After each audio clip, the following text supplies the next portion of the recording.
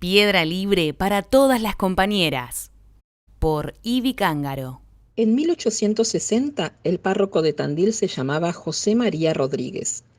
Eran tiempos de Juan Fugl y Benito Machado, quienes junto al sacerdote y a algunos varones de la sociedad de notables lugareños regían los destinos de la ciudad. Religión, educación, trabajo y ley pasaban por sus manos. Nada quedaba librado al azar. En el casco urbano que Fugl ayudó a trazar, vivían unos 800 vecinos y en la campaña 2000. Pero la cuadrícula de las calles no marcaba algo tan bien visible para quien quisiera ver. Una sociedad partida en dos como por un rayo, que se haría fuego 20 años después, con la montonera de Tata Dios, y que marcaba la frontera entre paisanos e inmigrantes, entre ricos y pobres, entre los puebleros y los del campo. Esa división también marcaba los usos y costumbres maritales, sentimentales y eróticos, y la historia de hoy tiene que ver con una rebelión poderosamente doméstica a esos mandatos. Dorotea Fugl, en su diario, se escandalizaba del amancebamiento de parejas sin pasar por el altar, la proliferación de niños de padres ignotos y la actitud desenfadada de las mujeres criollas tan diferentes a sus amigas y a ella misma. No comprendía cómo las mujeres locales pudiesen hablar sin titubeos de embarazos, partos y amoríos. Ella ni siquiera en su diario podía traspasar la frontera del pudor, que hasta le impedía escribir siquiera cada vez que esperaba un nuevo hijo. Pero las criollas, en cambio, tenían la huella de la historia, que contaba que Tandil nació como un fuerte contra el indio 40 años antes del tiempo que decimos. Un sitio donde en principio solo hubo soldados, y al poco tiempo, para cubrir las necesidades de la milicada, brotaron en derredor del fortín pulperías, almacenes y casas de citas, porque carne, tabaco y mujeres eran lo que precisaban, como cosas. Algunos vínculos se tejieron con mayor o menor fortuna y varios incluso pasaron por el altar. Pero Tandil surgió, mal que le pese a muchos, de la mistura primigenia de soldados y de putas, que formaron familias y dejaron descendencia. Una de esas mujeres criollas de 1860 era Bernardina Núñez. Bernardina era la menor de varios hermanos y además de trabajar junto a ellos en el campo, también cuidaba de la casa, la comida y la ropa de todos. La escasez era la moneda y su ración la más escasa, por ser mujer. Un día se apersonó en el rancho Cándido Cuestas, mayordomo de una estancia del cuartel cuarto.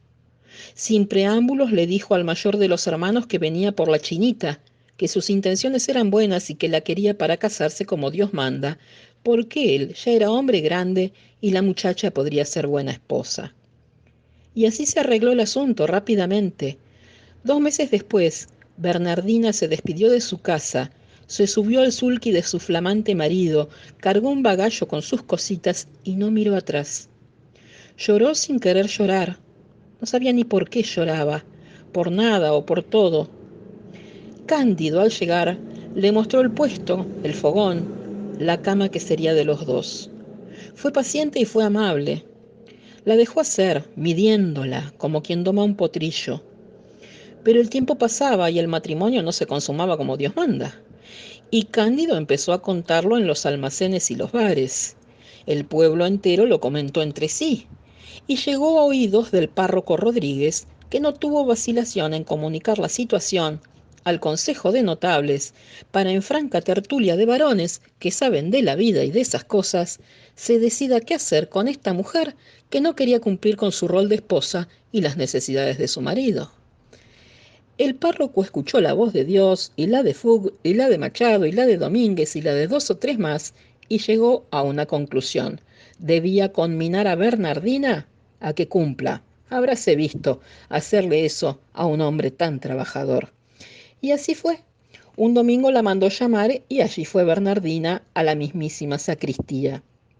Podemos imaginar el reto, aunque no tengamos noticias del mismo.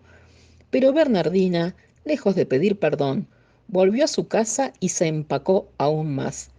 Nunca, jamás, bajo ningún tormento, se dejaría tocar por ese hombre que ella no eligió ni quiso nunca.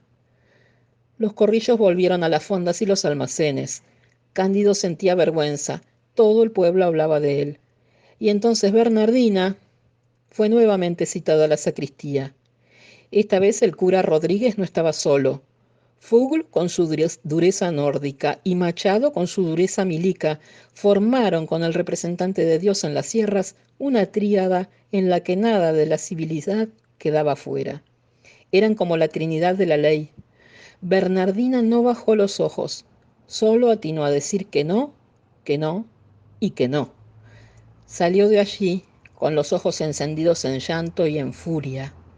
Se subió al caballo y en lugar de enfilar para el puesto de la estancia del cuartel 4, donde Cándido terminaba sus labores, tomó el camino del sur a todo galope para perderse en la polvareda con el pelo al viento. Que no y que no, dijo. Y fue no. FM 101.7, Radio La Compañía.